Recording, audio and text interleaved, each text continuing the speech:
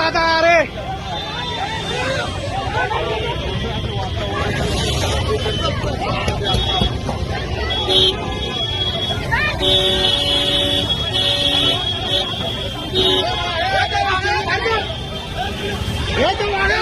बोला बोला बोला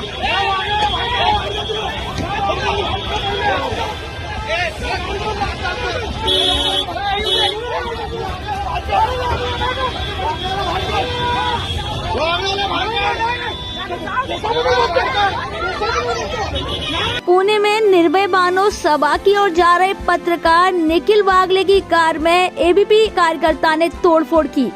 कार के अंदर निखिल वागले, विशंबर चौधरी और वकील असीम सरोदे थे।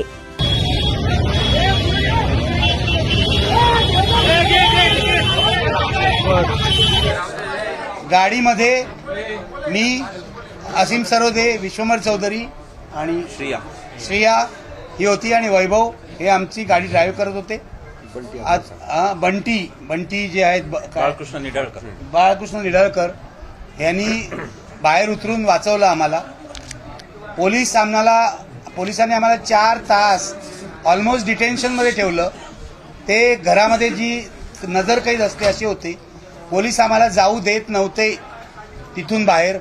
आम्ही जेव्हा म्हटलं सभेच्या ठिकाणी जाऊ तेव्हा त्यांनी जवळजवळ 30 ते 40 पोलीस अधिकारी स्पेशल मधले रस्त्यावर उभे केले आम्ही जाऊ नये म्हणून। शेवटी आम्ही चालत निघालो। पोलिसांना माहिती होतं हा हल्ला होणार, 100% माहिती होतं। सिनियर इन्स्पेक्टर जे आहेत पर्वतीचे, गायकवाड यांना माहिती होतं। हे सतत आम्ही इथे येऊ नये असा प्रयत्न करत होते। 4 तास त्यांनी आम्हाला नजरकैदेत ठेवलं। आम्हाला असीम सरोदे यांच्या घरातून बाहेर पडू दिलं नाही।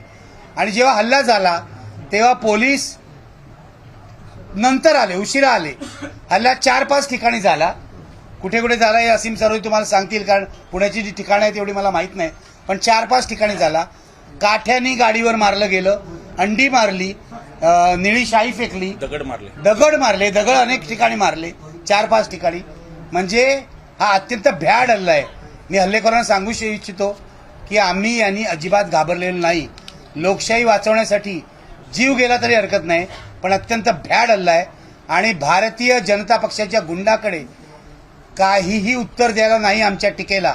आम्ही सभ्य भाषेत टीका करतो, रोज बोलतो। देवेंद्र फडणवीस गृहमंत्री आहेत। मला असं वाटतं की एका महाराष्ट्रातल्या जवळजवळ 45 वर्ष पत्रकारितेत घालवलेल्या पत्रकारावर आणि ज्येष्ठ कार्यकर्त्यांवर निर्भय बनवचा असा हल्ला होणं हे शर्मेची गोष्ट आहे। देवेंद्र फडणवीस यांना थोडी जरी शरम असेल तर त्यांनी राजीनामा द्यायला हवा। जीवघेणा हल्ला होता, आम्ही मरणातून वाचलेलो आहोत। कारण तिथे इतर कार्यकर्ते म्हणजे प्रशांत जगताप यांचे कार्यकर्ते आले, हे रस्त्यावर उतरले, राहुल डंबालेचे कार्यकर्ते आले, आंबेडकरी कार्यकर्ते आले, रस्त्यावर उतरले, म्हणून आम्ही वाचलो। नाहीतर आज त्यांनी आम्हाला ठारच मारलं असतं। हे सिद्ध करतं की भाजप हा फॅसिस्ट पक्ष आहे। भाजपला लोकशाहीशी आणि पत्रकारांच्या स्वातंत्र्याशी काही देणं घेणं नाही। पण इतकंच या लोकांना सांगतो की तुम्ही फार मोठी चूक केली आहे। मी त्यांना माफ करतो, कारण ते अतिशय अज्ञानी आणि लोकशाहीचं ज्ञान नसणारे सगळे गुंडगिरी करणारे लोक आहेत। त्यांना आम्हाला ठार मारायचं होतं आज, जे त्यांना शक्य झालं नाही, कारण आम्ही सत्याच्या मार्गावर चालणारे लोक आहोत म्हणून वाचलो असा माझा विश्वास आहे। आम्ही फुले आंबेडकरी मार्गावर चालणारे लोक आहोत म्हणून वाचलो। पण हा जीवघेणा हल्ला होता, आम्ही वाचलो। आणि वाचलो तर एक इथे सांगतो की यापुढे सुद्धा फॅसिझमचा मुकाबला आम्ही तेवढ्याच निर्धाराने करू। तेव्हा भाजपला हा महाराष्ट्रातल्या फुले आंबेडकरी चळवळीचा इशारा आहे असं समजा की आम्ही तुम्हाला भीत नाही, आम्ही तुमच्या फॅसिझमचा मुकाबला करू। महिलांवर हल्ला झाला, ती आहे समोर बघा, ही आहे श्रेया, ऍडव्होकेट आहे ती, असीम सरोदे यांची बाहेर रस्त्यावर सुद्धा हल्ला झाला। पण ही गाडीमध्ये बसली होती, तिला विचारा नेमकं काय झालं, कसा हल्ला झाला। ती पण वाचली, कारण पुढूनच येत होते, काचेवर उड्या मारत होते। आपला वैभव पण सांगू शकतो, हे बघा, हिला विचारा, सांग तू। तुम्हाला वाचवणाऱ्या ज्या राष्ट्रवादीच्या महिला होत्या, युवती होत्या, त्यांना ही बेदम मारहाण झालेली आहे आणि हे कधी झालं? हो बरोबर आहे, मला माहिती आहे। त्याचा निषेधच करायला पाहिजे, पण त्या सगळ्या महिलांचं आणि कार्यकर्त्यांचं म्हणजे मी मनापासून आभार मानतो. त्यांच्यामुळे आमचे जीव वाचलेले आहेत आणि आमचा हा जो चालक होता वैभव, हा मागे उभा आहे, याच्यामुळे यांनी जी गाडी हाणली आहे ना त्याच्यामुळे वाचलाय. म्हणजे हा आमचे जीव वाचवणारा माणूस आहे वैभव. सिक्वेन्स सांगू का? सिक्वेन्स सांगू सांगतायत. आम्ही आसिम सरोदेंच्या घरून निघालो. पहिला हल्ला आमच्यावर चौथ्या गल्लीत झाला, प्रभात रोडचा. तिथे पहिल्यांदा दगड आले, अंडी आली.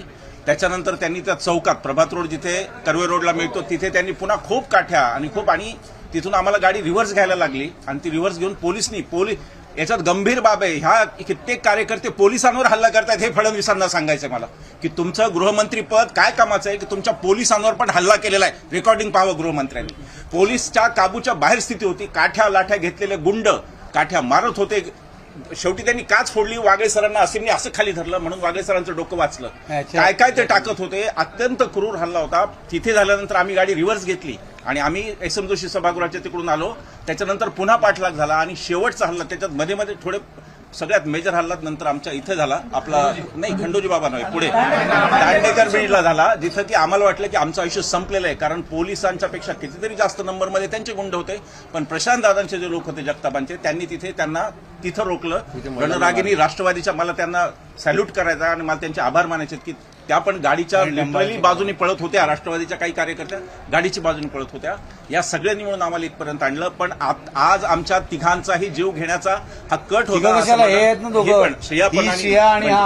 सगळ्यांचा जीव घेण्याचा हा कट होता आणि देवेंद्र फडणवीसांच्या माहितीशिवाय हे घडलं याच्यावर माझा स्वतःचा विश्वास नाही.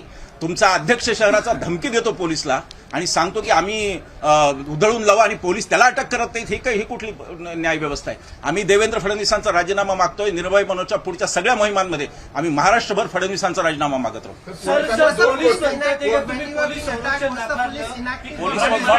पोलीस संरक्षण आम्ही नाकारलं नाही. मुळामध्ये पोलिसांनी आम्हाला संरक्षण कधीच देऊ केलं नाही. पोलीसचे 8-10 अधिकारी आज असीमच्या घरी आले. त्यांनी आम्हाला 4 तास बसून ठेवलं. जाऊया सांगत आणि खाली 50 पोलीस होते. 50 त्यांनी 4 तास बसवलं. 3:30 पासून 7:30 पर्यंत. दर अर्ध्या तासाने मी त्यांना सांगत होतो की आम्हाला घेऊन चला. नाही पण ते भाजपवाले आहेत. मग भाजपवाल्यांना अटक करण्याचं काम कोणी करायला पाहिजे होतं? पोलिसांनी. माझं म्हणणं भाजप आणि पोलिसांचं संगनमतच आहे. याचं कारण पत्रक जेव्हा भाजपच्या शहर अध्यक्षांनी काढलं तेव्हा त्याच्यामध्ये त्यांनी लिहिलं होतं या सभेला पोलीस परमिशन देतील तर आम्ही सभा उधळून लावू. पोलिसांचं काम होतं सभेच्या आधी त्यांना प्रिव्हेंटिव्ह अरेस्ट करणं, जे पोलिसांनी केलं नाही. माझं म्हणणं या हल्ल्यामधला पोलीसही तेवढेच जबाबदार आहेत कारण त्यांचं बीजेपीशी मिली भगत आहे हे लक्षात घ्या. हा गंभीर आरोप आहे आणि आज आमच्यावर हल्ले केले. आम्ही काही राजकीय पक्षाचे कार्यकर्ते नाही. आम्ही निर्भय बनूचे कार्यकर्ते आणि मी तर पत्रकार आहे. माझं असं म्हणणं आहे मी रोज माझ्या व्हिडिओमधून ज्या यांच्यावर टीका करतो त्याचा बदला घेण्याचा यांनी प्रयत्न केला आणि यापुढे महाराष्ट्रामध्ये पत्रकार आणि कार्यकर्ते सुरक्षित नाहीत. भाजपला आज हे दाखवायचं होतं की आम्ही निर्भय बनोच्या कार्यकर्त्यांना हल्ला करून आमची भाजप हा दहशतवादी पक्ष आहे असा माझा आरोप आहे. एक वाक्य मला ऍड करायचं आहे. एक वाक्य मला ऍड करायचं आहे. एक मिनिट थांबा. मला एक मिनिट थांबा ना बोलतो. एक वाक्य फक्त मला ऍड करायचं आहे. एखाद्या हॉरर शो मध्ये असा थरार असतो रस्त्यावरचा गुंडांचा की गुंड आपण ते चित्रपटात पाहिलं होतं. आम्ही फक्त आसिमनी, मी, वागळे सरांनी या सगळ्यांनी आम्ही फक्त एक चित्रपटात पाहिलं होतं की बिहारवर आधारित एखाद्या चित्रपटात गुंड कसा पाठलाग करतात. मोटरसायकल घेऊन त्यांच्या हातात काठ्या कुठून आल्या, लाठ्या कुठून आला ते प्रत्येक ठिकाणी आमच्या. दगड कुठून आले? दगड एवढे मोठमोठे दगड टाकत होते गाडीवर. अंडी तर मिळतात विकत पण दगड कुठून आणले? ऐका सुद्धा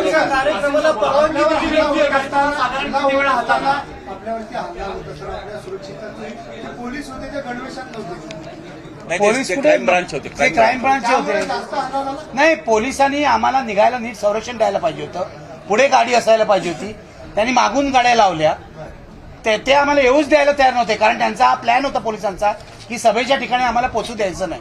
ते सतत आम्हाला सांगत होते तुमच्या जीवाला धोका आहे. तुम्ही 10 मिनिटं करून त्यांनी 4 तास काढले.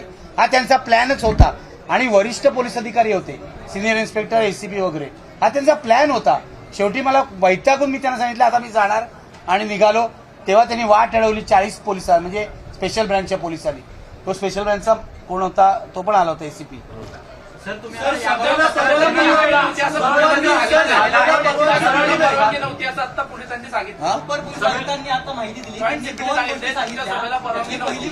सभेला पत्र बघा, त्यांनी आम्हाला पत्र का दिलं? मुळामध्ये हॉलमध्ये सभा होती, पोलीस परमिशनची गरज नाही. आता वकिली जे मुद्दा आहे ते हे सांगतील. एक मिनिट मी सांगतो की त्यांनी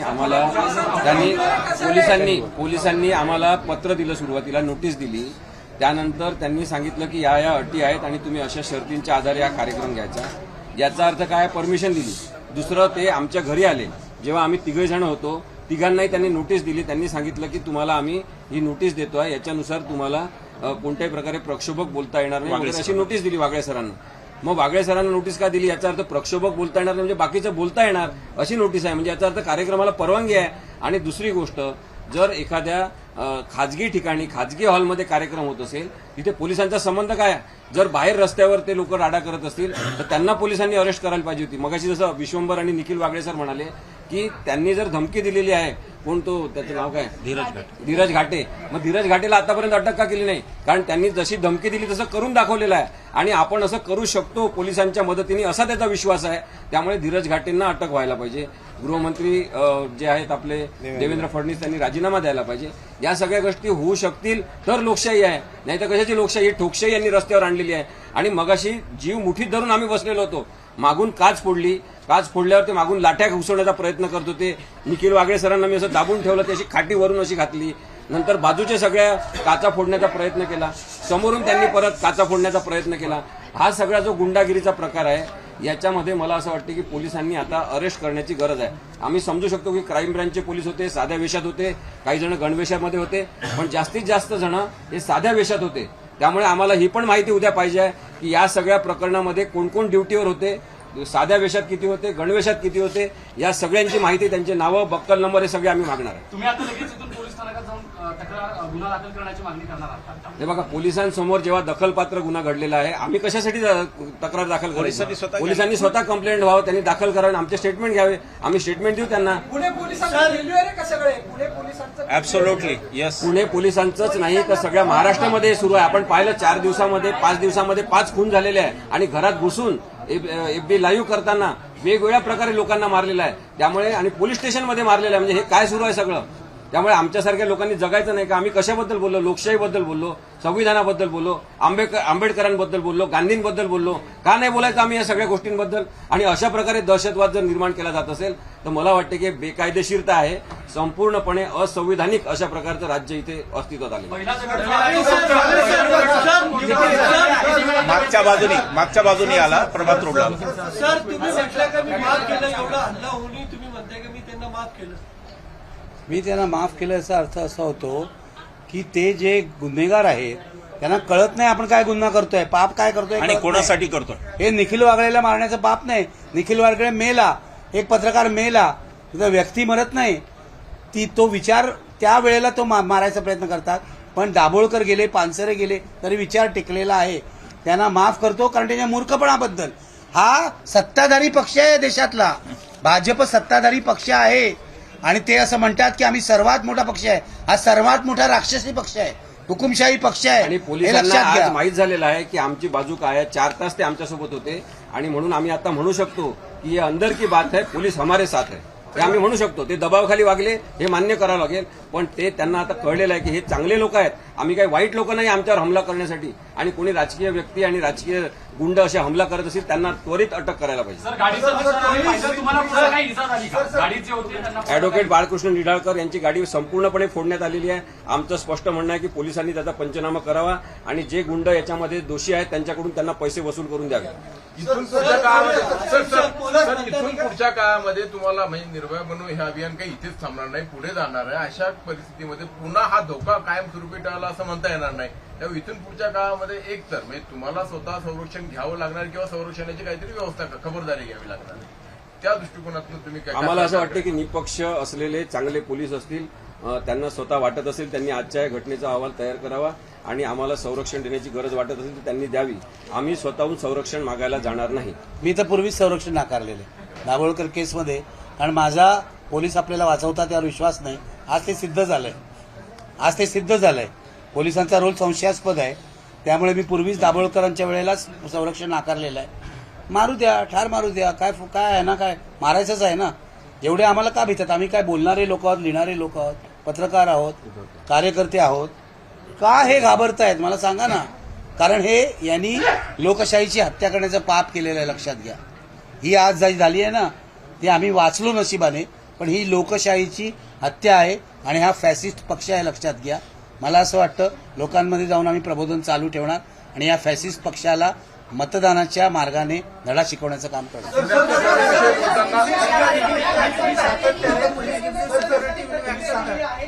सातत्याने सभांमधून महाविकास आघाडीला निवडून द्या अशा पद्धतीचं आवाहन करत असतात. त्यामुळे कदाचित हा राग त्यातनं व्यक्त केला जातो असेल कदाचित.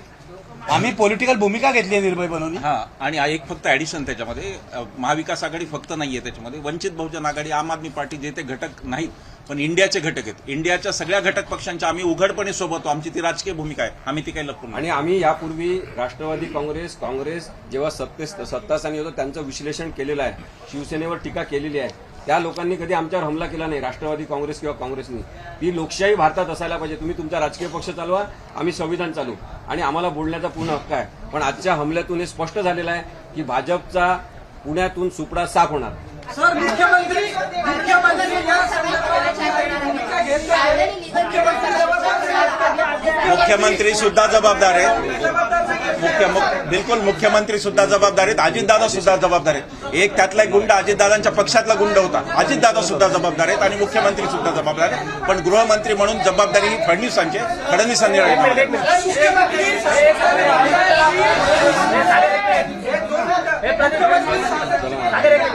देवेंद्र फडणवीस असं म्हणतायत की निखिल वागळे तारतम्य सोडून बोलतात, त्यामुळे कार्यकर्ते आक्रमक होतात.